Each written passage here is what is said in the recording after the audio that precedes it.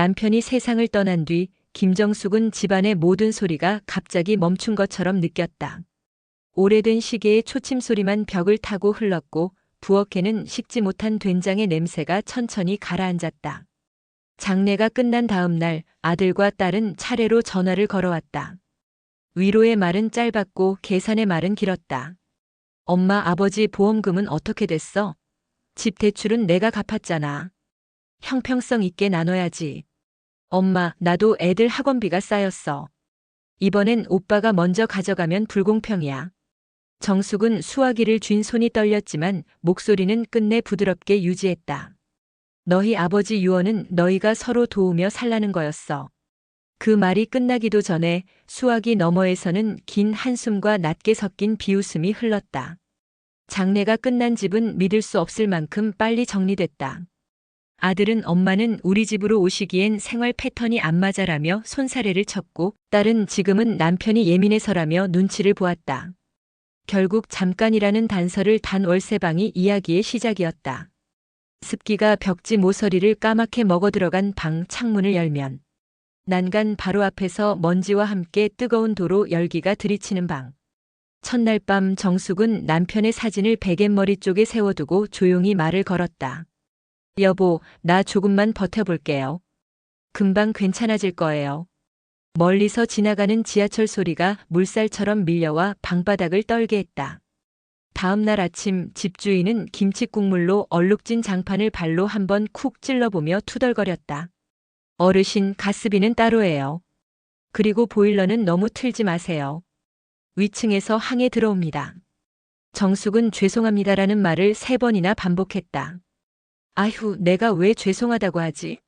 문을 닫고 나서야 혼잣말이 흘러나왔다. 며칠 뒤 딸에게서 메시지가 왔다. 엄마 잘 지내? 이번 달은 내가 힘들어서 생활비 조금 줄일게. 그 다음 메시지는 아들한테서였다. 엄마, 도장 좀 찍어줘. 아버지 명의 자동차 정리하려면 필요해. 정숙은 도장을 쥔 손을 내려다보았다. 남편과 평생 함께 쥐고 살던 그 둥근 도장, 잉크 누런 냄새가 어쩐지 서글펐다. 도장을 건넨 날 저녁 아들은 식당에서 급히 계산을 하듯 고개만 까딱하고 떠났다. 엄마 건강 챙기시고. 그 말의 끝은 이미 문 밖으로 흘러나갔다. 쪽방촌이라는 단어는 뉴스에서만 보던 세계였다. 그러나 이곳은 뉴스가 아니라 사람들의 숨과 한숨으로 이루어진 실체였다. 복도는 늘 젖은 걸레 냄새가 났고 밤이면 손바닥만 한 창문 뒤로 서로의 기침 소리가 합창처럼 얽혔다. 그 같은 층의 박 할머니는 늘 빈 페트병에 물을 받아다녔다. 수도세 아까워요. 공용에서 받아오면 공짜라니까. 김씨 아저씨는 라면 스프를 반만 넣어 끓이며 말했다. 반만 넣어도 짜. 근데 짠 게 또 밥도둑이지. 말끝마다 웃음이 붙었지만 그 웃음은 오래 버틴 사람들의 생존 기술처럼 보였다. 정숙에게도 작은 기술이 생겼다. 빨래를 밤에 널면 습기가 덜 차고 창문 틈에 휴지를 말아 끼우면 바람이 덜 샌다. 그리고 무엇보다 아침마다 복도 끝 공용 부엌에서 국을 한 냄비 끓여 놓으면 이웃들이 잠깐이라도 웃는다. 아이고, 오늘은 무국이야? 무가 달다. 할머니 손맛은 다르네. 그 말들이 하루를 버티게 했다. 하지만 따뜻한 말 가운데에도 전화벨 소리가 울리면 심장이 움찔했다. 언젠가 자식들이 엄마 보고 싶어서 전화를 할 거라는 기대가 손톱끝만큼 남아있었기 때문이다. 그날도 전화가 왔다. 화면에 아들이라는 2글자가 떴다. 정숙은 무릎 위에 올려둔 앞치마 끝을 한번 꼭 쥐고 통화 버튼을 눌렀다. 엄마 바쁘지?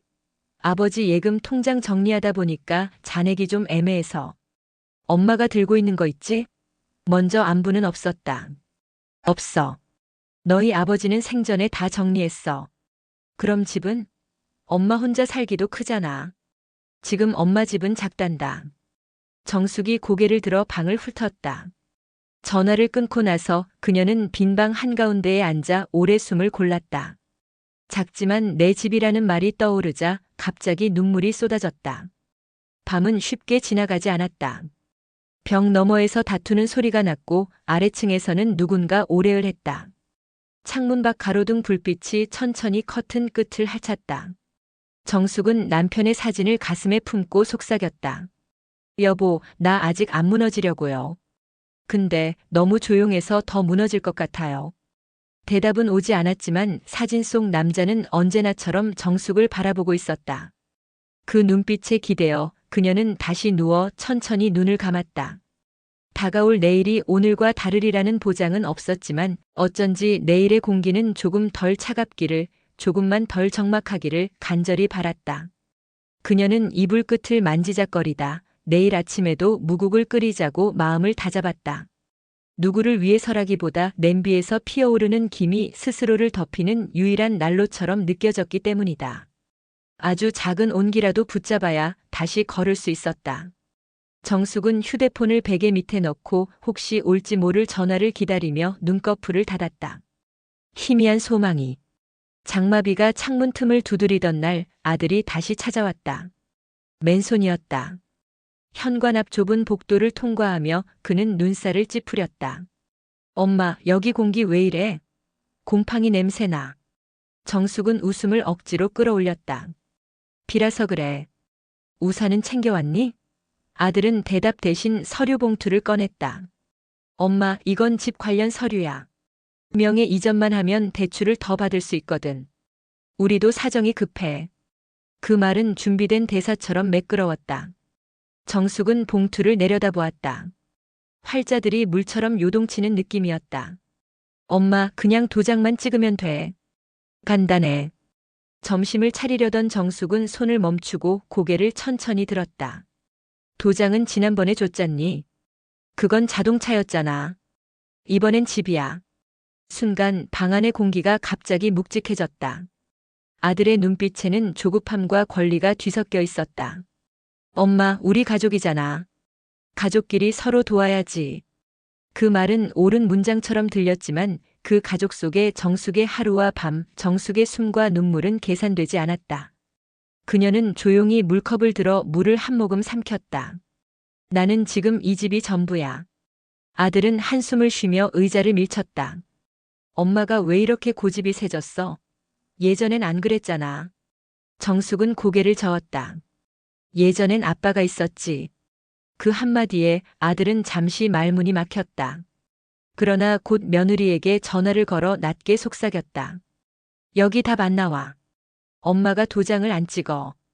수화기 너머로 며느리의 차가운 목소리가 새어나왔다. 쪽방촌 사는 게 창피한데 저렇게 고집부리면 어쩌라고. 그냥 설득해. 아들은 다시 정숙에게 다가왔다. 엄마, 우리도 애들 키우고 살기 힘들어. 이번에 안 되면 집을 전세로 빼야 할지도 몰라. 그 말은 협박 같았고 구걸 같기도 했다. 정숙은 부엌에서 미리 끓여놓았던 미역국을 그릇에 옮겨 담았다. 밥 먹고 이야기하자. 아들은 숟가락을 들지 않았다. 대신 서류를 밀어놓으며 말했다.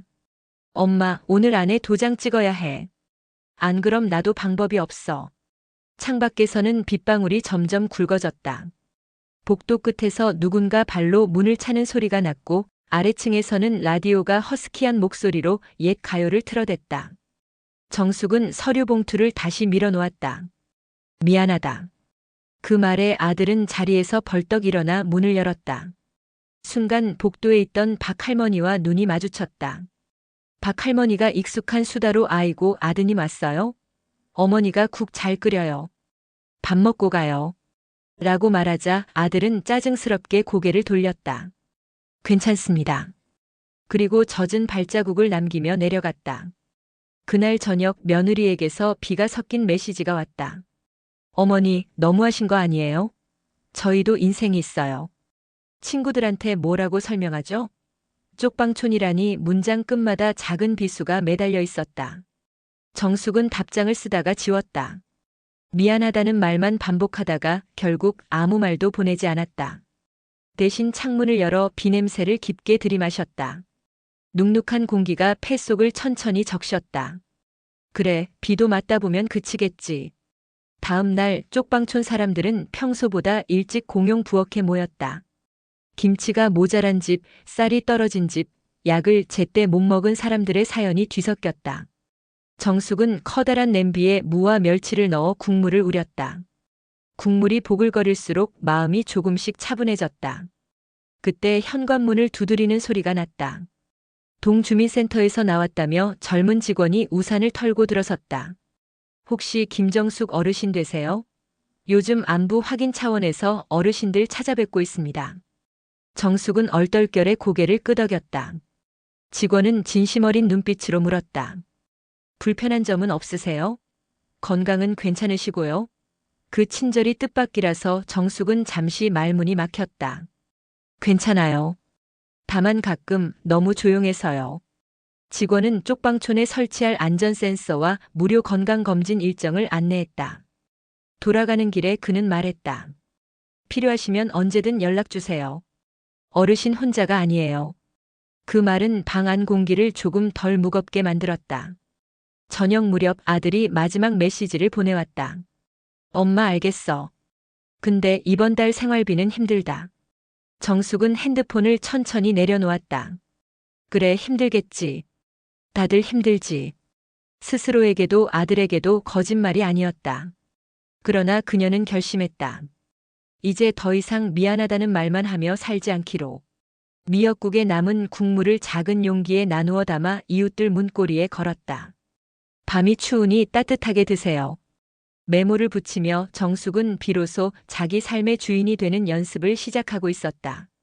비는 새벽까지 쉬지 않고 내렸다. 빗소리 사이로 멀찍이서 부부싸움 소리가 희미하게 떠다니다가 사라졌다. 정숙은 이불을 턱까지 끌어올리고 누웠다. 마음 한가운데에 조그만 등불을 켠 듯했다. 아무에게도 빌리지 않은 불빛, 스스로의 손으로 켠 불빛이었다. 그 불빛을 지키기 위해 내일은 창틀을 닫고 방충망 틈을 막고 국거리를 더 사와야겠다고 다짐했다. 그녀는 천천히 눈을 감았다. 빗줄기가 유리창을 긁는 소리가 자장가처럼 이어졌다.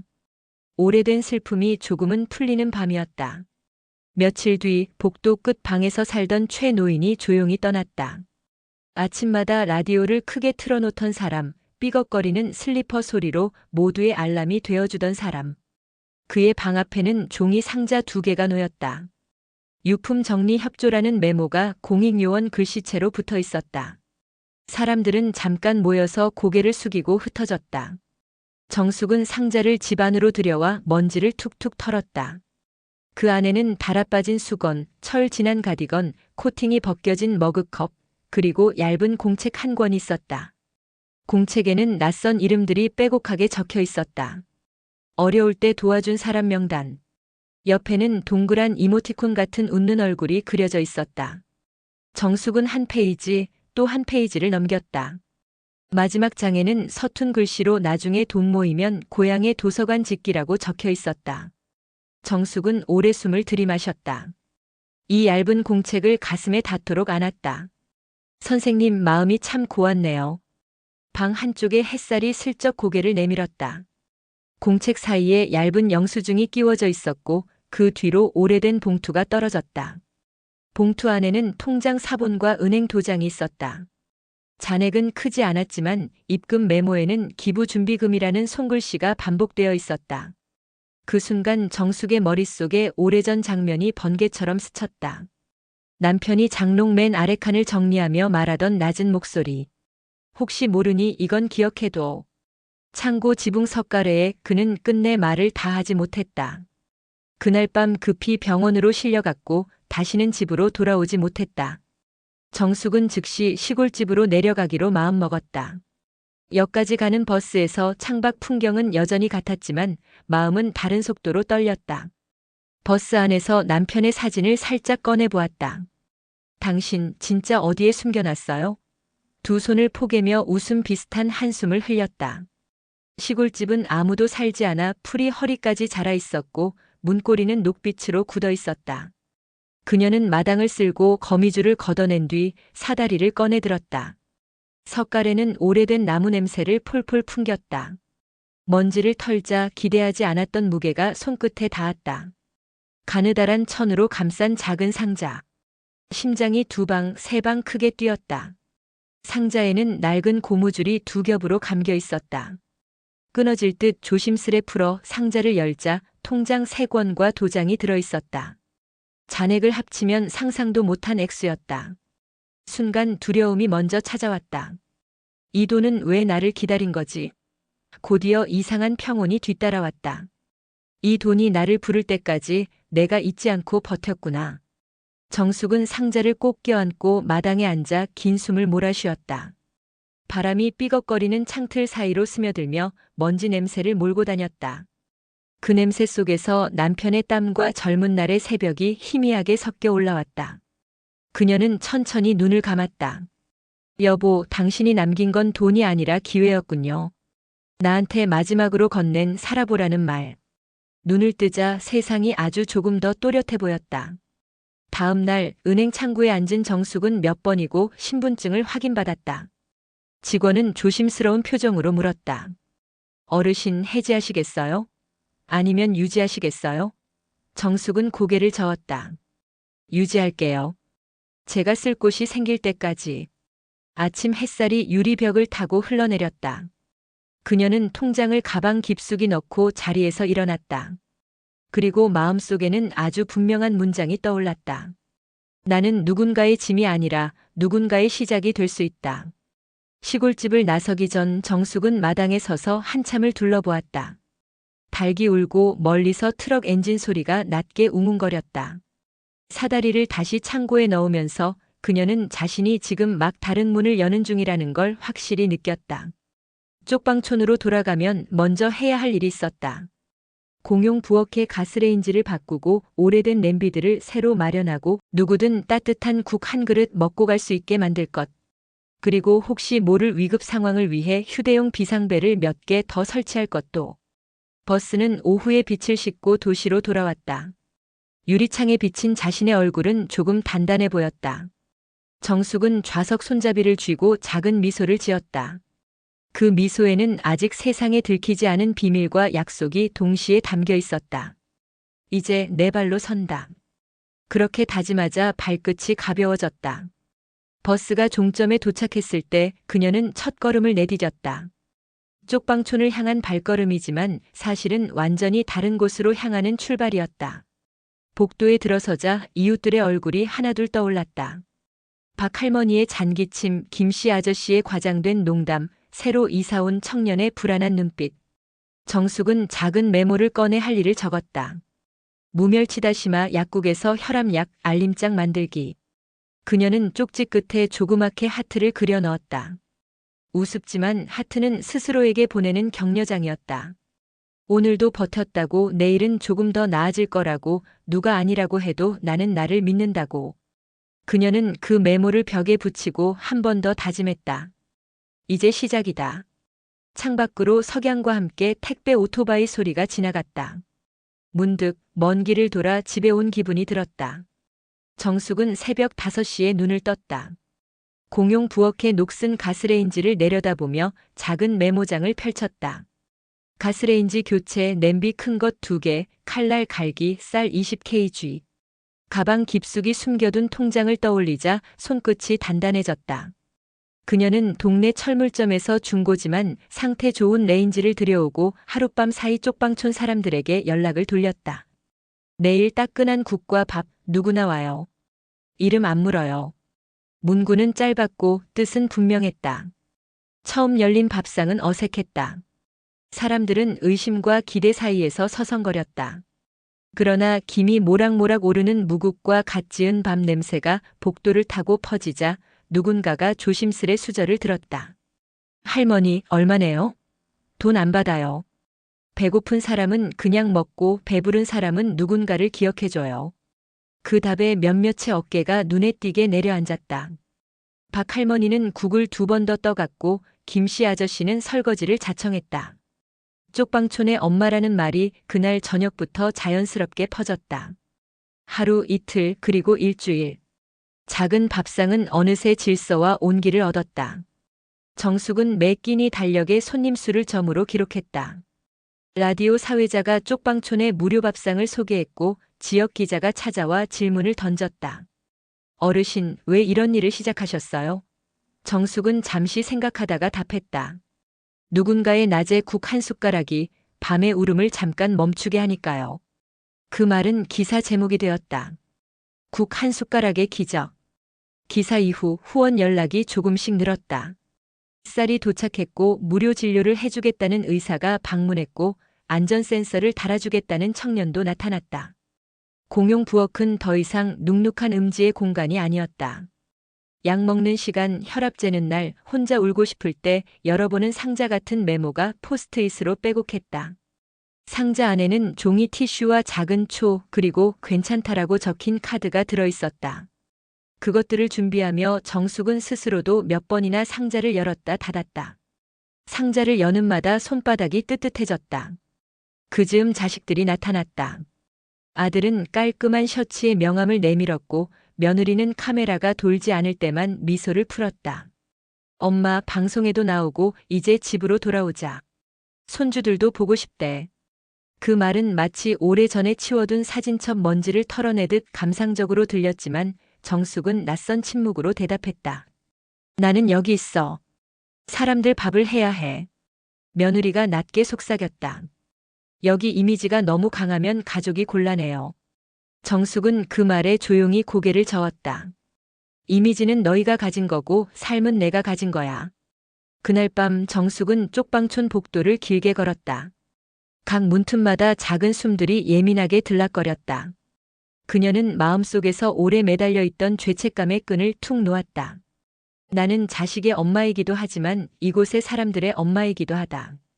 다음 날 아침 그녀는 새벽 밥상이라는 이름의 작은 현판을 달았다.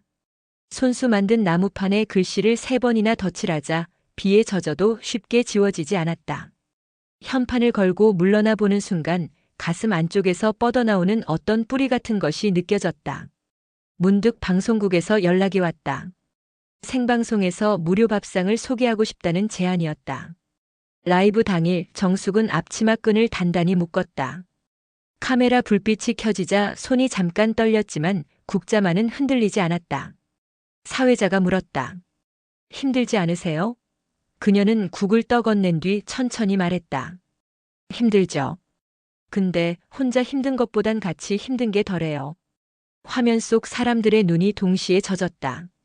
방송이 끝나자 휴대폰이 쉴 새 없이 울렸다. 어떤 이는 오래전 잃어버린 어머니를 떠올렸다 했고 어떤 이는 도시 반대편에서 쌀을 보내겠다고 했다. 퇴근길 아들이 다시 찾아왔다. 이번에는 꽃을 들고 엄마 미안했어. 우리도 정신이 없었어. 그의 사과는 늦었지만 낡은 문지방처럼 단단했다. 정숙은 꽃을 받아 물병에 꽂았다. 그러고는 덧붙였다. 사과는 받는다. 근데 나를 설득하려고 오지는 마. 아들은 고개를 끄덕였고 며느리는 한 발 뒤에서 입술을 깨물었다. 그들의 뒷모습이 복도 끝으로 사라질 때 정숙은 현판을 한 번 더 만져보았다. 손끝에 칠냄새가 은은히 남았다.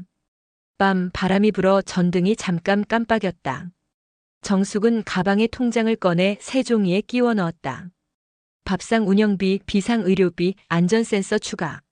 작은 계획표 옆에 네모칸을 그어 체크할 수 있게 만들었다. 네모칸은 아직 텅 비어 있었지만 그녀는 이미 체크 표시의 모양을 마음속으로 그려보고 있었다. 그 순간 알았다. 돌아갈 수 없는 길이 반드시 불행한 것은 아니라고. 돌아가지 않겠다는 결심이 누군가에게는 희망의 좌표가 될 수 있다고. 그녀는 창문을 열어 밤 공기를 깊이 마셨다. 달빛이 희미하게 부엌 바닥을 씻었다. 내일도 새벽 5시 국물부터 끓일 것이다. 오늘보다 조금 더 많은 그릇을 준비할 것이다. 그리고 누군가가 묻는다면 조용히 대답할 것이다. 네, 저는 여기서 삽니다. 여기서 누군가의 배를 채우고 울음을 덜어줍니다. 방송이 끝난 지 며칠 뒤 건물 입구에 수상한 전단이 붙었다. 가족 버린 여자 선심 쓰는 척 쇼한다. 누군가 떼어내면 또 붙었다. 정숙은 전단지를 말아 쓰레기 봉투에 넣었다. 그날 오후 낯선 남자 둘이 찾아와 서류를 내밀었다. 아드님 측 법무대리인입니다. 상속 관련해 협의가 필요합니다. 말투는 예의 바른데 눈빛은 건조했다. 종이 위에는 재산 분할 가처분이라는 굵은 글씨가 있었다. 정숙은 손끝을 꽉 말아쥐었다. 난 나눌 게 없는데요. 나눈 건 이미 세월이었어요. 그녀는 깊게 숨을 들이마시고 마음을 가다듬었다. 소식은 금세 퍼졌다. 박 할머니가 손을 잡았다. 겁내지 마요. 우리가 있어. 그러나 밤이 되자 손을 잡아주던 온기마저 사라진 듯 고요가 한꺼번에 밀려왔다. 정숙은 통장을 꺼내 한 장 한 장 넘겨보았다. 다음 날 아침 그녀는 변호사 상담을 예약했다. 무료 법률 상담소의 젊은 변호사는 서류를 훑어보더니 말했다. 어르신, 돌봄 의무를 저버린 자녀의 상속권은 제한될 수 있어요. 하지만 과정이 필요합니다. 증거와 증언을 모아야 합니다. 그 말은 낯설지만 단단했다. 정숙은 노트를 펼쳐 타임라인을 만들었다. 장례 이후 연락이 끊긴 날짜, 생활비가 끊긴 달, 병원 통원 기록, 주민센터 방문 일지, 증인으로 서줄 수 있는 이름들. 쪽방촌의 밥상, 안전센서, 약상자, 혈압표. 그녀의 손끝이 작은 체크박스를 채워갈 때마다 숨이 덜 떨렸다. 며느리는 먼저 여론전을 걸었다. 지역 방송의 인터뷰에서 그녀는 고개를 떨구고 눈물을 훔쳤다. 시어머니가 집을 팔아 우리를 내쫓으려 해요. 손주들까지 힘들어요. 짧은 클립은 급속히 퍼졌다. 정숙은 휴대폰을 잠시 껐다. 대신 부엌불을 켜고 물을 올려 끓였다. 뜨거운 김이 이마를 적시자 심장이 제자리로 돌아오는 느낌이 들었다. 그녀는 알았다. 여론은 바람 같아서 잡으려 달리면 더 멀어진다는 것을. 하지만 바람은 때로 불을 키운다. 그날 이후 밥상에는 평소보다 더 많은 사람이 모였다. 어떤 이는 조용히 현금 봉투를 건넸고 어떤 이는 법률 상담을 연결해 주겠다고 했다. 정숙은 봉투를 받지 않았다. 대신 메모장에 전화번호를 받아 적고 다음 주 약속을 잡았다. 우리는 서서히 정직하게 갑시다. 그녀가 말하자 사람들은 고개를 끄덕였다. 그때 복도 끝에서 싸늘한 플래시가 번쩍였다. 탑 기자를 자처하는 유튜버가 허락 없이 카메라를 들이민 것이다. 어르신, 가족 버려도 밥은 잘하세요? 그의 질문에 공기가 급히 식었다. 정숙은 카메라를 똑바로 보았다. 나는 가족을 버린 적 없어요. 버림받았지. 그래도 밥은 해야죠. 배고픔은 죄가 아니니까. 기자는 잠시 멈칫했지만 곧 편집을 의식한 표정으로 뒤돌았다. 그러나 댓글의 절반은 뜻밖에도 정숙을 지지했다. 누군가 정확한 사실관계를 적어주었고 누군가는 쪽방촌에서 밥 한 끼 얻어먹고 살아났다는 고백을 남겼다. 법적 대응은 본격화되었다. 아들 측은 아버지의 예금이 부정 사용됐다고 주장했다. 정숙은 남편이 남긴 상자 발견 경위, 통장 입출금 내역, 그리고 사용처를 투명하게 제출했다. 변호사는 말했다. 중요한 건 일관성입니다. 그리고 어르신의 삶을 보여주는 겁니다. 그래서 그녀는 사진을 모았다. 첫 밥상 날의 허름한 냄비, 안전센서 설치 날의 웃는 얼굴들, 병원 봉사팀이 온 날의 혈압 기록표. 서류철은 점점 두꺼워졌다. 밤이면 의심이 다시 밀려왔다. 혹시 내가 틀렸나? 혹시 내가 욕심을 내는 건가? 그럴 때면 정숙은 현판 앞에 선다. 손가락으로 새벽 밥상 글자를 천천히 더듬는다. 칠의 요철이 손끝을 지나가면 마음속 흔들림도 함께 지나간다. 그녀는 속삭였다. 나는 누구의 것을 빼앗지 않았다. 나는 채웠다. 그 문장이 제자리를 찾을 때 그녀는 불을 끄고 잠을 청했다. 며칠 뒤 주민센터에서 공문이 도착했다. 무단 취사 및 위생 점검. 며느리의 민원이 빌미였다. 점검 당일 공무원들이 찾아왔다. 정숙은 미리 준비해둔 세제, 장갑, 청소 체크리스트를 꺼내 보였다. 싱크대 배수구는 반짝였고 조리도구는 번호표가 붙어 정리되어 있었다. 점검 확인서에 양호 도장이 찍히는 순간 복도에서 작은 박수가 터졌다. 그날 밤 아들에게서 메시지가 왔다. 엄마, 우리 너무 멀리 온 것 같아. 정숙은 한참을 망설이다가 답장을 보냈다. 너는 언제 왔니? 나는 늘 여기 있었는데. 잠시 뒤 읽음 표시만 남았다. 숨이 길게 나갔다. 그녀는 사다리를 가져와 등갓을 닫고 새 전구를 끼웠다. 내일은 변호사 사무실에 가서 진술서를 마무리하고 기자 간담회에서 한 문장만 말할 것이다. 나를 욕해도 좋다. 하지만 이 밥은 건드리지 마라. 그 문장을 떠올리자 따뜻한 웃음이 입술에 걸렸다. 그리고 그녀는 알았다. 반격은 이미 시작되었고 아직 끝나지 않았다는 것을. 법원 앞 계단에 이른 아침 햇살이 번졌다. 정숙은 검은 카디건 자락을 여미고 천천히 발을 디뎠다. 동행한 변호사는 마지막으로 말했다. 오늘 핵심은 두 가지입니다. 돌봄의 부재, 그리고 어르신이 사용한 돈의 공익성. 진술은 짧고 분명하게. 그녀는 고개를 끄덕였다. 복도 벤치에는 쪽방촌 이웃들이 일찍 와서 앉아 있었다. 박 할머니는 작은 보자기에서 엿을 꺼내 쥐어주었다. 이가 별로라 많이는 못 먹어. 그래도 달달하면 힘이 나지. 그 달콤함이 목을 타고 내려가자 손끝 떨림이 조금 사그라들었다.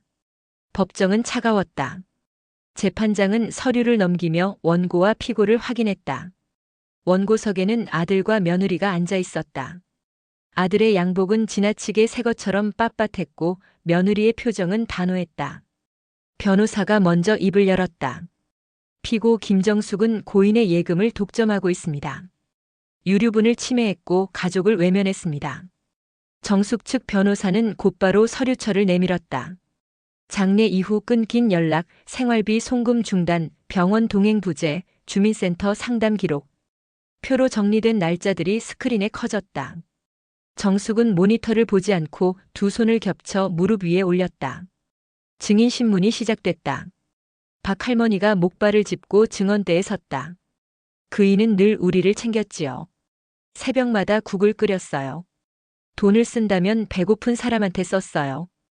이어 김씨 아저씨가 나와 안전센서 설치와 혈압표를 설명했다. 기록 사진들이 차례로 스크린에 떴다. 판사는 몇 번이나 고개를 끄덕였다. 원고 측은 반대 신문에서 물었다. 증인들은 피고에게 빚이라도 있습니까? 박 할머니가 대답했다. 빚은 우리가 그 사람에게 졌지요. 방청석에서 낮은 웃음과 훌쩍임이 섞여 흘렀다. 다음은 정숙의 진술 차례였다. 그녀는 자리에서 일어나 짧게 말했다. 저는 버려졌습니다. 그래도 밥을 했습니다. 그 돈으로 누구도 상처 주지 않았습니다. 재판장은 몇 가지 사실만을 확인하고 더 묻지 않았다. 대신 원고석을 향해 물었다. 피고에게 돌봄을 제공한 내역이 있습니까? 병원 동행, 간병, 주거 지원, 정기적 왕래 등. 아들은 말이 막혔다. 며느리는 입술을 깨물었다. 변호사는 애매한 영수증 몇 장을 제출했으나 날짜는 사건의 핵심 구간을 비껴가 있었다. 점심 휴정 동안 로비에 작은 카메라들이 몰렸다. 지방 방송국에서 생중계를 예고했다. 기사가 물었다. 두렵지 않으세요? 그녀는 고개를 끄덕였다. 두렵지만 밥은 해야지요. 화면 하단에는 돌봄 부재 상속 소송이라는 자막이 떴다. 사람들은 휴대폰으로 소식을 보냈다. 쪽방촌 공용 부엌에서는 라디오를 켜놓고 모두가 귀를 기울였다. 점심으로 국수를 삶으며 모두가 속삭였다. 목소리 곱다. 오후 판결이 선고됐다. 재판장의 목소리는 단정했다. 원고들은 고인의 생전 피고에 대한 돌봄 의무를 실질적으로 이행하지 않았음이 인정됩니다. 또한 피고의 예금 사용처 상당 부분이 취약계층을 위한 복리 증진에 쓰였음이 증거로 확인됩니다. 따라서 원고들의 가처분 신청을 기각하고 피고의 소유권을 인정합니다. 망치 소리가 울렸다. 방청석에서 눈물이 터졌다. 아들은 자리에서 벌떡 일어나 외쳤다. 저건 엄마 재산이야. 재판장은 차갑게 말했다. 지금부터는 법정 모독입니다. 로비로 나오자 플래시가 터졌다. 정숙은 준비해둔 짧은 문장을 반복했다.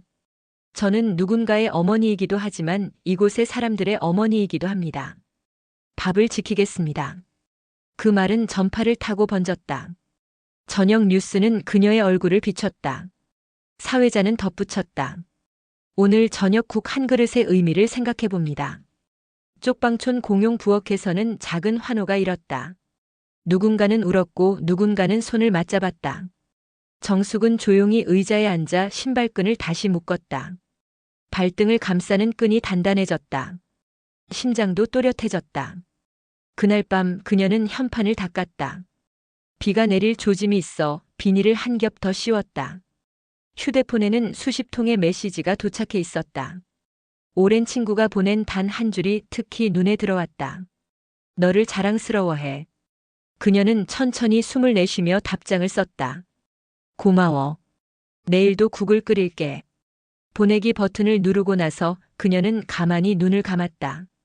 법정에서 들었던 망치 소리가 아직 귀 속에서 작게 울리는 것 같았다. 그러나 그 울림 위로 냄비 뚜껑이 보글보글 흔들리는 상상이 조용히 겹쳐졌다. 목소리보다 소박한 소리, 그러나 확실한 소리였다. 늦은 밤 아들에게서 메시지가 왔다. 엄마, 한 번만 이야기하자. 정숙은 휴대폰을 바라보다가 내일 밥 다 끝나면이라고 짧게 썼다. 그녀는 약 서랍에서 진통제를 꺼내 물과 함께 삼켰다. 몸이 기억하는 피로가 파도처럼 몰려왔다. 하지만 피로는 오늘만큼은 패배의 다른 이름이 아니었다. 긴 하루의 흔적, 살아낸 증거였다. 창밖에서 비가 한두 방울 떨어지다 그쳤다. 그녀는 이불을 당겨 어깨를 덮고 낮게 혼잣말했다. 이제 내 자리로 돌아가자. 그리고 천천히 잠들었다. 새벽 5시 알람은 변함없이 그녀를 부를 것이다. 내일도 국, 내일도 밥, 내일도 사람. 판결 다음 주 작은 트럭이 쪽방촌 골목을 가득 메웠다. 쌀자루, 식자재, 중고 냉장고, 접이식 식탁, 그리고 안전센서 상자가 차례로 내려왔다. 정숙은 체크리스트를 들고 사람들과 나눠들었다. 냉장고는 부엌 옆, 식탁은 복도 중간. 센서는 각 방문 위에. 나사 하나, 케이블 하나에도 손길이 바빴다. 땀이 이마를 타고 흐를 때마다 그녀는 수건으로 닦고 다시 움직였다. 운영비, 비상의료비, 장비 교체 항목 옆 네모칸에 체크가 하나씩 들어갈 때마다 마음도 안정됐다. 무료 진료팀이 주말마다 방문하기로 했다. 혈압계를 쥔 간호사는 사용법을 알려주었고 자원봉사 약사가 복용 시간을 칸칸이 적어주었다. 한편 동네 목수는 낡은 문턱을 깎아 휠체어가 지나가도록 만들었다. 공용 부엌은 작은 급식소처럼 변해갔다. 알림판에는 새로운 종이가 붙었다. 낮 12시 공동 식사, 오후 3시 스트레칭, 저녁 7시 책 읽기 모임. 정숙은 글씨를 또박또박 썼다. 자신의 삶에 일과표가 생긴다는 건 생각보다 큰 위안이었다. 빈칸이 줄어들수록 어둠이 들어설 틈도 줄어들었다. 그 소식은 다시 언론을 탔다. 이번에는 자극적 제목이 아니었다. 쪽방촌 변화시킨 할머니 같은 묵직한 기사들이었다. 후원은 이어졌지만 정숙은 절반만 받았다. 나머지는 사양했다. 우리는 스스로 서야 오래가요. 대신 그는 투명 게시판을 만들었다. 수입 지출 내역을 손글씨와 영수증 사진으로 붙였다. 누구나 언제든 볼 수 있게. 사람들은 게시판 앞에 서서 오랫동안 천천히 읽었다. 수치가 아니라 신뢰를 보는 시간이 흐르고 있었다. 그 즈음 아들과 딸이 함께 찾아왔다. 오래된 복도를 걸어오면서도 두 사람은 서로 눈을 맞추지 않았다. 아들이 먼저 입을 열었다. 엄마, 우리 도와드리고 싶어요. 정숙은 의자를 권했다. 며느리는 준비해온 서류를 내밀었다. 운영 지원 계획이란 제목 아래 자원봉사 시간표, 후원 계좌, 홍보 방안이 빼곡했다. 정숙은 문서 구석을 한참 어루만졌다. 도움은 고맙다. 그런데 한 가지 약속해야 한다. 두 사람의 시선이 모였다. 여기서 나는 기부 대상이 아니라 운영자다. 내 결정을 흔들지 마라. 딸이 조심스레 물었다. 엄마, 우리가 그동안 정말 나빴지? 정숙은 고개를 끄덕였다. 그래도 늦게라도 와줘서 고맙다. 말이 끝나자 침묵이 길게 늘어졌다. 며느리가 깊게 허리를 숙였다. 죄송합니다. 그 사과는 카메라 앞에서가 아니라 부엌 냄새 속에서 이루어졌다. 정숙은 주전자 물을 내리고 세 잔을 앞에 놓았다. 뜨거운 김 너머로 세 사람의 눈동자가 잠깐 흔들렸다. 그러나 손이 닿지는 않았다. 닿기엔 아직 시간이 더 필요했다. 저녁 공동 식사 시간 정숙은 처음으로 마이크를 들었다. 오늘부터 이곳 이름을 새벽밥이라고 부를게요. 새벽에 밥을 지으며 시작한 곳이니 매일 처음처럼 살자는 뜻이에요. 박수와 웃음이 터졌다. 누군가는 새벽밥 글씨가 박힌 작은 스티커를 만들어 각자의 문에 붙였다. 누군가는 꽃을 한 다발 들고 와 부엌 구석에 꽂았다. 공간은 살아있는 것처럼 숨을 쉬기 시작했다. 그 호흡이 규칙을 얻자 사람들의 표정도 조금씩 밝아졌다. 밤이 깊어갈 무렵 정숙은 게시판 앞에 홀로 섰다. 지출 항목 아래 긴급 의료 지원이 새로 추가되어 있었다. 오후에 실신했던 젊은 청년의 처방전이 붙어 있었다. 그녀는 펜으로 작은 메모를 썼다. 다음 달에는 간이침대 추가 구입. 그리고 조용히 미소를 지었다. 쪽방촌이 더 이상 버려진 곳이 아니라 돌봄의 주소가 되어가고 있었다. 그녀는 창문을 열어 골목의 밤 공기를 들이마셨다. 온기는 국에서만 나오지 않았다. 사람과 사람 사이에서도 나온다는 사실을 오늘은 조금 더 선명히 알 수 있었다. 늦은 시간 아들에게서 메시지가 왔다. 엄마, 내일부터 주 2회 설거지 당번할게. 딸도 이어보냈다. 아이들 데리고 책 읽기 모임 맡을게. 정숙은 좋다. 지각하지 말라고 답했다. 문득 웃음이 났다. 오랫동안 허기져 있던 대화가 아주 천천히 다시 끓기 시작하는 소리였다. 깊은 밤 그녀는 현판을 한 번 더 만졌다. 칠 표면이 매끈했다. 마음도 그 표면을 닮아가고 있었다. 다시 다칠 수 있다는 것을 알면서도 닫아두지 않겠다는 뜻이었다. 그녀는 불을 끄고 속삭였다. 이제 정말 시작이네. 다음 날 정숙은 운영 원칙을 벽에 붙였다. 1밥은 누구에게나. 2 존댓말 사용. 3 뒷정리는 모두의 목. 4 소문보다 확인. 5 도움은 기록한다. 간단한 5줄이었지만 사람들은 그 앞에서 오래 섰다. 규칙은 제약이 아니라 서로를 지켜주는 울타리였다. 오후에는 자원봉사 교육을 열었다. 손 씻기와 칼 사용, 음식 보관 온도, 알레르기 표시 방법을 차근차근 설명했다. 우린 작은 곳이지만 작은 곳일수록 더 정확해야 해요. 말끝에 고개들이 동시에 끄덕였다. 현관에는 방문객 방명록이 놓였고 마지막 줄에는 정숙의 다짐이 얇게 적혔다. 새벽마다 처음처럼. 그녀는 펜을 내려놓고 빈 그릇이 포개진 소리를 들었다. 새벽별 하나가 매달렸다. 가을이 깊었다. 은행잎이 골목을 노랗게 덮고 새벽 공기에는 된장의 묵직한 냄새와 젖은 흙향이 섞였다. 정숙은 요 며칠 숨이 짧았다. 계단을 오르다 잠깐 멈추면 현판 글씨가 흔들렸다. 괜찮아. 스스로에게 말하며 주전자에 물을 올렸다. 오늘 메뉴는 들깨 미역국이었다.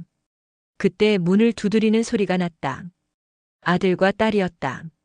손에는 아무것도 들지 않았다. 두 사람은 상기된 얼굴로 서 있었다. 아들이 먼저 말했다. 엄마, 우리 정말 미안해. 딸이 바로 이어받았다. 돌아와 달라는 말을 이제야 이해했어. 그건 엄마를 소유하자는 말이었어. 정숙은 의자를 내주고 앉혔다. 세 사람만의 시간이 필요했다. 며느리는 깊게 허리를 숙였다. 제가 가장 늦었어요. 죄송합니다. 정숙은 장갑을 벗어 무릎 위에 접었다. 사과는 받는다. 다만 그때로 돌아가지는 않겠다. 그 말은 냉정했지만 차갑지는 않았다. 아들이 울음을 삼켰다. 엄마, 우리가 뭘 하면 좋을까? 밥을 지키면 된다. 정숙은 짧게 답했다. 누가 오든 누구든. 내 이름을 빌려 누군가를 밀어내지 마라. 딸이 작게 웃었다. 엄마는 끝까지 엄마다. 셋은 한동안 말없이 국을 떠먹었다. 그때 정숙은 서랍에서 봉투 하나를 꺼냈다. 유언장 초안. 손글씨로 쓴 내용이 또박또박 적혀 있었다. 모든 예금과 재산은 새벽밥 운영 기금으로. 자식들에게는 매달 장학 기부를 대행할 의무를 준다. 아들은 놀란 눈으로 봉투를 보았다. 엄마, 우릴 믿는 거야? 의무를 주는 거지. 정숙은 눈웃음을 지었다. 믿음은 의무를 다할 때 생겨. 며느리는 떨리는 목소리로 말했다. 제가 회계 내역을 매달 공시하겠습니다. 딸이 덧붙였다. 아이들 데리고 매주 책을 읽을게. 여기서 자랐다고 부끄럽지 않게. 정숙은 고개를 끄덕였다. 좋다. 약속은 거창하지 않아도 된다. 다만 꾸준해야 한다. 그때 공용 부엌 문이 열리며 누군가 급히 들어왔다. 청년이었다. 어르신 한 분이 쓰러졌어요. 세 사람은 동시에 일어났다. 복도 끝 허리가 굽은 노인이 의자에 축 늘어져 있었다. 정숙은 곧장 혈압계를 가져와 팔에 둘렀다. 수치가 불안정했다. 그녀는 떨리는 손으로 119를 눌렀다. 대기하는 동안 손을 맞잡아 체온을 나눴다. 구급대가 도착해 노인을 실어 나갈 때 정숙은 청년의 어깨를 두드렸다. 괜찮다. 내가 빨랐어. 청년의 눈가가 붉어졌다. 밤이 늦자 아들과 딸은 돌아가려 했다. 문 앞에서 아들이 말했다. 엄마, 내일 올게. 정숙은 고개를 저었다. 내일은 책 모임 있지? 약속부터 지켜. 두 사람은 웃으며 계단을 내려갔다. 그 뒷모습이 사라질 때까지 정숙은 서 있었다. 그녀는 현판을 어루만지고 방문을 닫았다. 침대에 누워 천장을 보자 오래된 균열이 하얀 강처럼 뻗어 있었다. 그녀는 그 강을 따라 눈을 감았다.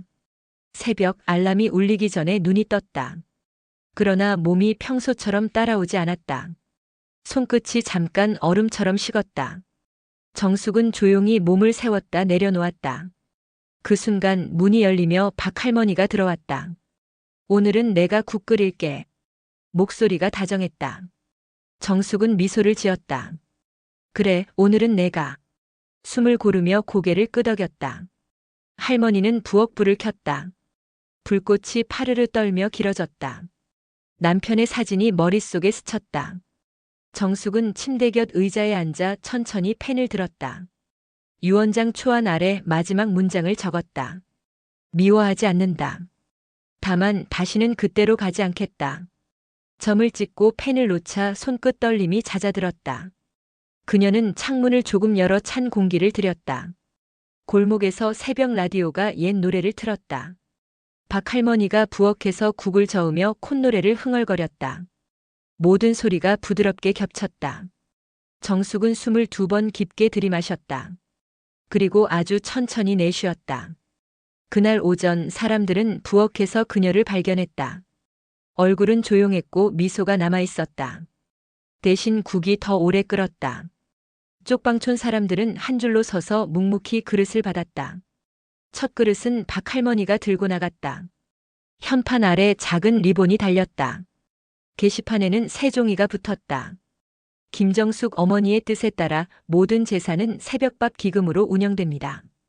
오늘도 처음처럼. 글씨는 단정했고 잉크는 아직 젖어 있었다. 저녁이 되어 아들과 딸이 돌아왔다. 둘은 함께 주방을 치웠다. 그릇이 마지막 한 장 남았을 때 아들은 손을 멈추고 게시판을 바라보았다. 눈물이 떨어져 스테인리스의 작은 원을 그렸다. 딸이 그의 손등을 잡았다. 지키자. 한 단어가 약속이 되었다. 그 밤 골목은 조용했다. 창문마다 새벽밥 스티커가 빛났다. 누군가 작은 초에 불을 붙이고 속삭였다. 여왕님 고맙습니다. 그리고 새벽이 왔다.